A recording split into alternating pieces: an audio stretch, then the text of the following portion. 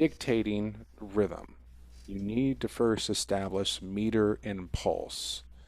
Um, and meter and pulse are kind of synonymous with each other, meaning that the pulse is the beat, the primary beat, and then the meter is how we perceive that beat. And in this case, a strong beat that has a pulse of three, or groups of three. This is the underlying pulse for rhythmic dictation in 6/8. And we could do the same thing for 9/8. We probably will. This is how it should look in its basic grouping. There will be 16th notes in there. There might be a rest in there, but in terms of how you're listening to it and what you're trying to find and group notes, this is how it has to look. Now, what we're going to do is practice writing variations of this. So in this next measure, let's do something like, we'll take that first group and we'll do 2/16 notes. Okay. Okay, so I have two questions here, or two thoughts. What are the two kind of underlying similarities between those two measures?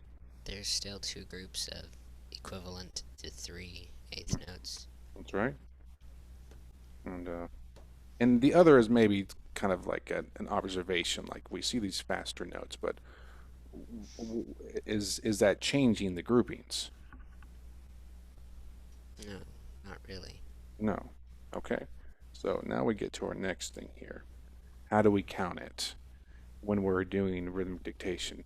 Now, when you're playing it, it's going to be different because you don't want to be counting 1, 2, 3, 4, 5, 6, 1 and 2, 3, 4 and 5. You don't want to count that way because it needs to really, playing rhythm needs to be instinctive and you can just feel it. But when you're perceiving it by ear at first and kind of slowly writing it out, you have to kind of slow down the process. You have to make it to where it's understandable. So we're not going to use one and a, two and a, or one lolly, two lolly. We're going to actually pretend this is in 6/4 for our counting mechanism, our counting system. So 1, 2, 3, 4, 5, 6. And then based off of that philosophy, we're going to break this down even further. And it's going to seem like it's like eighth notes and quarter notes. That's the big thing here. And I think I talked about that last time. So we're going to put just 1, 2, 3, 4, 5, 6. Know where your regular beats are. And then this becomes 1 and 2, 3, 4 and 5 and 6. You need to be able to see that correlation, and that way when you hear it, you can be able to think this way as well.